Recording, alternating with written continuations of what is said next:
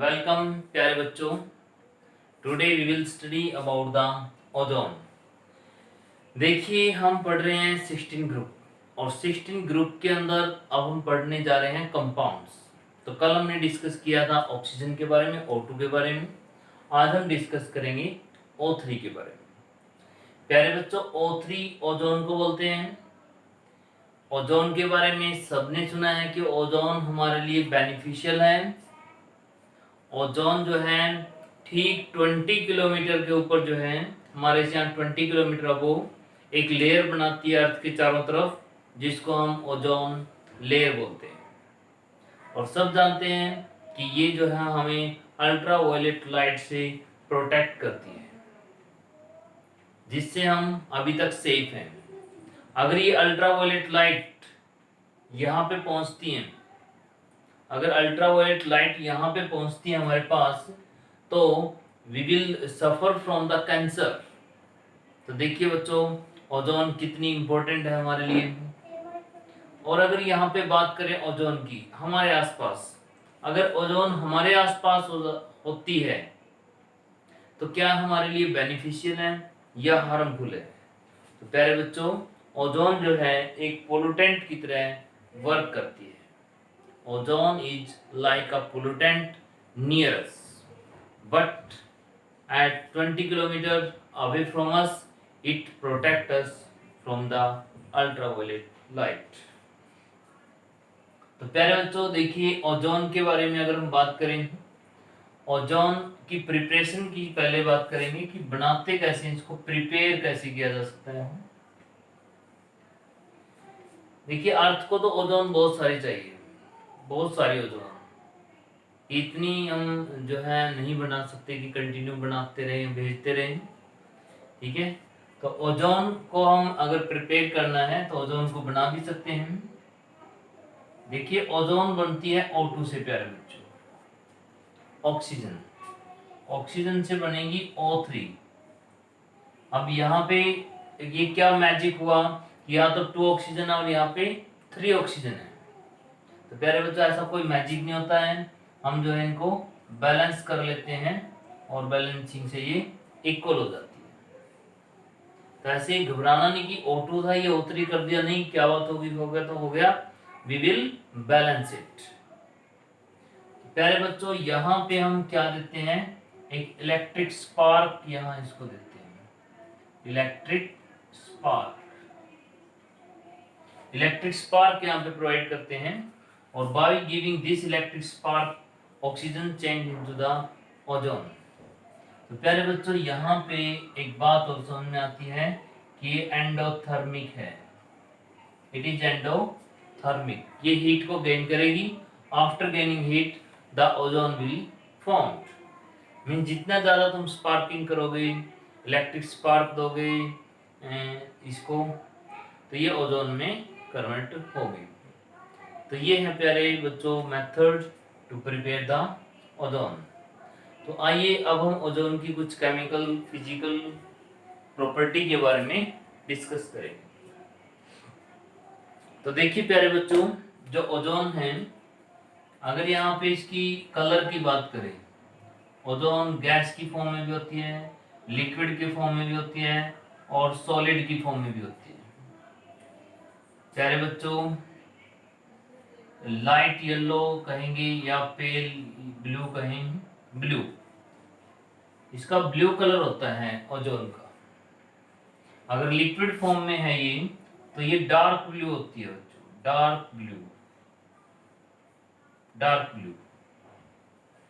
और अगर जो सॉलिड होती है तो प्यारे बच्चों इसका कलर ब्लैक होता है।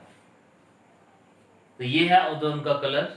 ओजोन देखने में कैसी होती है, इट इज ब्लू। और अगर डार्क लिक्विड फॉर्म में है तो इट विल डार्क ब्लू। अगर ओजोन सॉलिड फॉर्म में है तो it is a black in colour.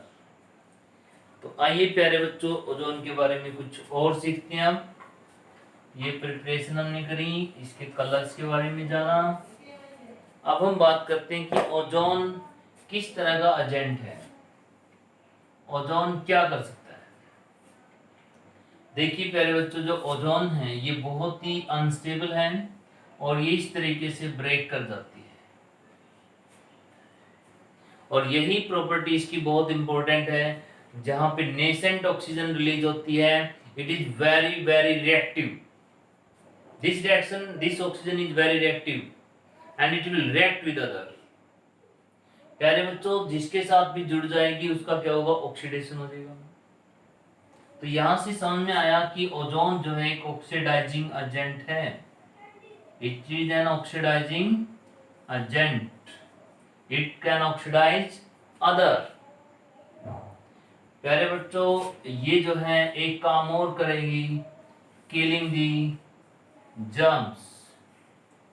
ये बैक्टीरिया वगैरह जो होते हैं उनको भी किल करेगी, क्योंकि मान लीजिए ये कोई बैक्टीरिया है, ये उसकी सरफेस से रिएक्शन करेगी, सरफेस से रिएक्शन करके बैक्टीरिया की बॉडी कवर को ब्रेक कर देगी।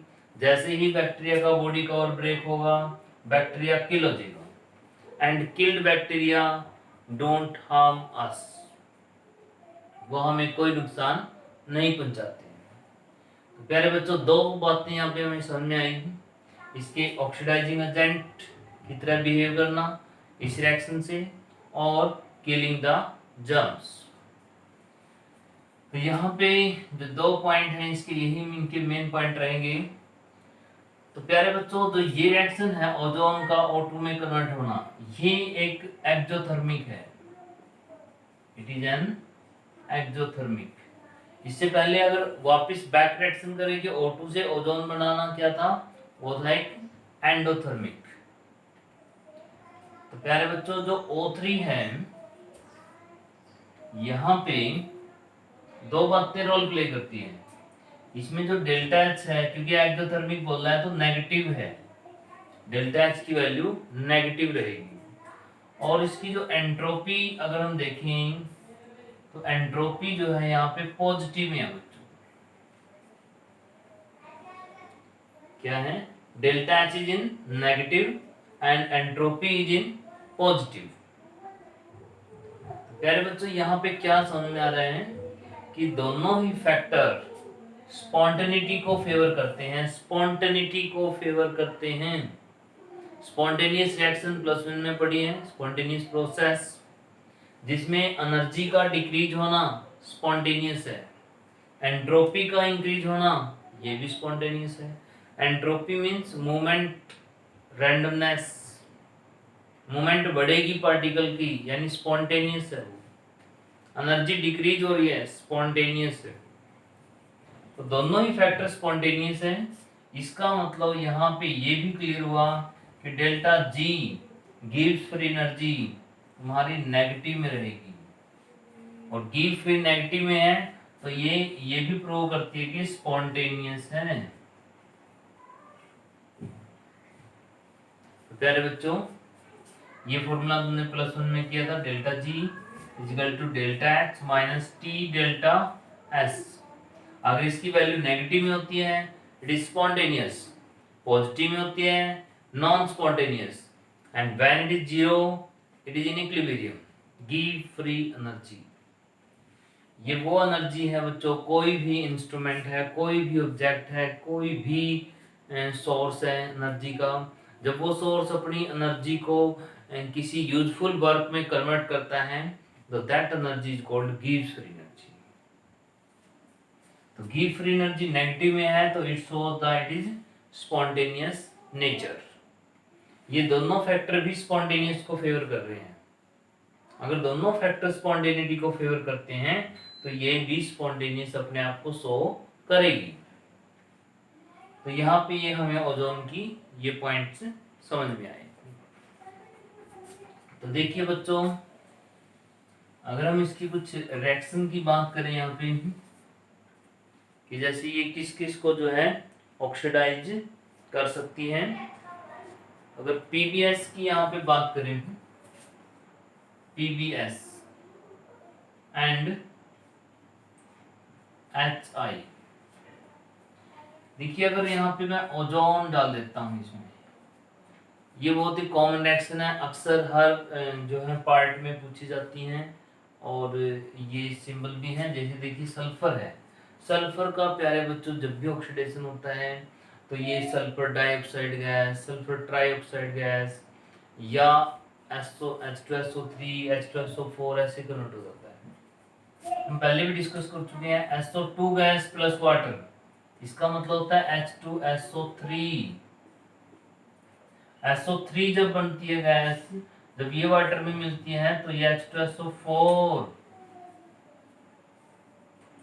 ये गैस अगर वाटर के अंदर प्रेजेंट है तो इसको ऐसे लिखेंगे, और प्यारे बच्चों इसको ऐसे लिखेंगे। कॉन्सेप्ट को समझिए, मैंने कुछ नहीं किया, वाटर को ऐड किया, H2 को ऐड किया बस। तो यहाँ पे ओजोन के अंदर क्या हो रहा है, ozone is an oxidizing agent, वो इसका ऑक्सीडेशन करेगी। तो यहाँ पे क्या बनेगा प्यारे बच्चों, लेड सल्फेट प्लस ऑक्सीजन।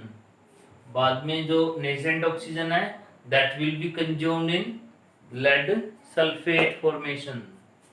देखिए HI है प्यारे बच्चों, सल्फर यहाँ -2 ऑक्सीडेशन स्टेट में था और यहाँ पे अब +6 ऑक्सीडेशन स्टेट में है, तो हम कह सकते हैं कि सल्फर का ऑक्सीडेशन हुआ है।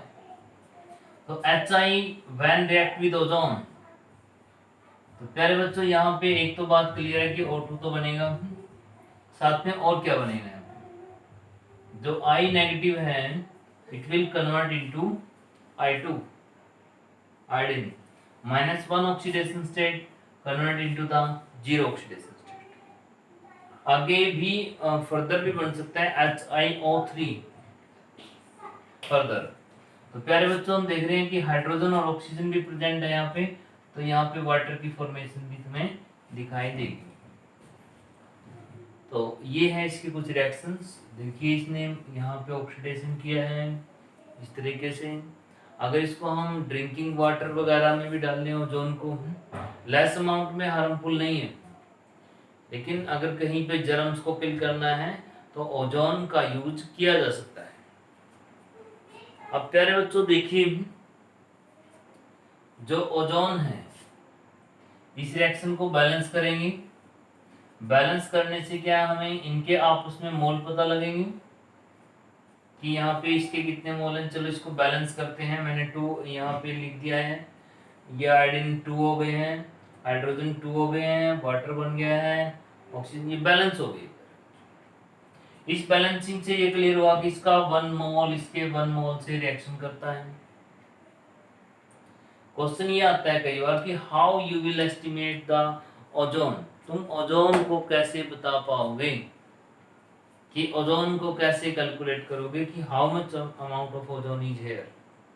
तो हम क्या करते हैं बच्चों, तो आयोडीन HI के साथ रिएक्शन करवाते हैं। तो आयोडीन के मोल देख लेते हैं कितने हैं, और जो आयोडीन के मोल हैं प्यारे बच्चों, ये आयोडीन की रिएक्शन फिर हम सोडियम थायोसल्फेट के साथ रिएक्शन करवाते हैं। सोडियम थायोसल्फेट, देखिए प्यारे बच्चों सोडियम, अगर मैं कह देता हूं सोडियम थायोसल्फेट, मैं सोडियम सल्फेट कह देता हूं, sodium sulphate, it is sodium sulphate. थायो वर्ड जहां पे भी यूज कर रहा हूं मीन्स एक सल्फर है वहां इन प्लेस ऑफ ऑक्सीजन, तो मैं एक ऑक्सीजन को कम करूंगा और एक सल्फर को उसकी जगह पे बढ़ा दूंगा। सोडियम थायोसल्फेट, थायो फॉर सल्फर, अरे बच्चों थायो फॉर सल्फर। जब इनकी रिएक्शन होगी, ये भी ऑक्सीडेशन रिडक्शन रिएक्शन है। यहाँ पे क्या होगा, जो सोडियम है एक मेटल है और ये एक नॉन मेटल है, बोथ विल रिएक्ट। तो यहाँ पे हमें मिलेगा सोडियम आयोडाइड। तो यहाँ पे आयोडीन का क्या होगा प्यारे बच्चों, आयोडीन का हो गया रिडक्शन, और इसका क्या होगा, इसका होगा यहाँ पे ऑक्सीडेशन, Na2H2O3 की जगह O4, ऑक्सीडेशन हो गया, इसका रिडक्शन हो गया। तो प्यारे बच्चों इस रिएक्शन को बैलेंस करेंगे। अब देखिए सोडियम आयोडाइड की अमाउंट चेक करके हम जो है बता सकते हैं कि आयोडीन कितनी है। इससे बता देंगे ये इसका पता लगेगा तो ये पता लग जाएगा कि 2 मोल 2 मोल, 1 मोल 1 मोल, हाफ मोल हाफ मोल। इसके मोल पता लगे तो हम ओजोन के मोल पता लगा सकते हैं। तो ये है प्यारे बच्चों ओजोन का क्वांटिटेटिव टेस्ट। एक होता है क्वालिटेटिव टेस्ट, एक होता है क्वांटिटेटिव टेस्ट। तो ये रिएक्शन जो है इसके क्वांटिटेटिव टेस्ट में काम आएगी। क्वांटिटेटिव मतलब क्वांटिटी का पता लगाना, क्वांटिटेटिव एस्टिमेशन या कहें क्वांटिटेटिव टेस्ट। तो प्यारे बच्चों देखिए ये हमने ओजोन की कुछ इंपॉर्टेंट पॉइंट यहाँ पे डिस्कस किए हैं और कुछ रिएक्शंस भी यहाँ पे डिस्कस करिए हैं। अब हम अगर ओजोन का फॉर्मूले की बात करें कि ओजोन का फॉर्मूला किस तरीके से है, तो प्यारे बच्चों इस तरीके से होता है। ये यहाँ पे डबल बॉन्ड है, ये कोऑर्डिनेट बॉन्ड है, और ये ऐसे भी हो सकता है कि यहाँ पे कोऑर्डिनेट बॉन्ड और यहाँ पे डबल बॉन्ड। ये है मूवमेंट ऑफ इलेक्ट्रॉन्स, मींस एक रेजोनेंस है इन दोनों के बीच में। अगर इन दोनों का मैं एक ही स्ट्रक्चर बनाऊं तो इस तरीके से बनाऊंगा, एक बॉन्ड यहाँ एक बॉन्ड यहाँ, कभी डबल बॉन्ड यहाँ बनेगा तो कभी डबल बॉन्ड यहाँ। This is the hybrid structure of the ozone. तो प्यारे बच्चों अब हम ओजोन के बारे में बात करते हैं कि जो ओजोन लेयर है 20 किलोमीटर ऊपर, उसको डिप्लीट कौन करता है, उसको ब्रेक डाउन कौन करता है, उसको कौन जो है डिस्ट्रॉय करता है। तो इसमें दो ही केमिकल हैं जो इसको डिस्ट्रॉय करते हैं। एक तो है NO जो कि NO2 से आता है। NO ये व्हीकल से भी आता है। ये जो ऊपर स्पेस में जो रॉकेट वगैरह हैं या स्पेसक्राफ्ट है जो भी हैं, वहां पे जो पोल्यूशन है उनकी वजह से उनकी NO गैस रिलीज होती है, that will create the ozone to deplete. दूसरी प्यारे बच्चों CFC क्लोरोफ्लोरोकार्बन भी जो है इसका रीजन बनते हैं। क्लोरोफ्लोरोकार्बन जैसे कि कुछ भी हम यहाँ पे लिख सकते हैं CCl2F2, ये क्या है क्लोरोफ्लोरोकार्बन है। जैसे ओजोन इनके कांटेक्ट में आएगी तो प्यारे बच्चों ये NO से NO2 बन जाएगा और ये बन गया O2। देखिए ओजोन जो है NO ने ब्रेक कर दी है। अब ये क्लोरोफ्लोरोकार्बन ये क्या करते हैं प्यारे बच्चों, ये भी ओजोन के साथ रिएक्शन करते हैं। पहले सनलाइट इनके ऊपर गिरती है, यहाँ ये अपने आप को क्लोराइड आयन बनाते हैं। जैसे कि क्लोराइड आयन बना, रेडिकल बना, सॉरी बच्चों आयन है रेडिकल बना। ये जो रेडिकल है ये रिएक्शन करता है इसके साथ और रिएक्शन करके इसको ब्रेक कर देता है इस तरीके से। तो हम यहाँ पे देख पाते हैं कि जो CFC है क्लोरोफ्लोरोकार्बन है ये ओजोन को डिप्लीट करते हैं, और जो NO है नाइट्रस डाइऑक्साइड ये भी ओजोन को डिप्लीट करता है। ओजोन के यूज जो है बिल्कुल क्लियर है कि ओजोन जो है हमारे जो है एक बैक्टीरिया को किल करने में काम आ सकती है, ठीक है, इसी प्यूरिफिकेशन में काम आ सकती है जहाँ पे हमें जर्म्स को किल करना है। बहुत सारी जगह ऑक्सीडाइजिंग एजेंट की तरह भी बिहेव करती है। तो ये इसके कुछ यूजेस भी हैं। थैंक यू बेटा, आज के लिए हम इतना ही करेंगे।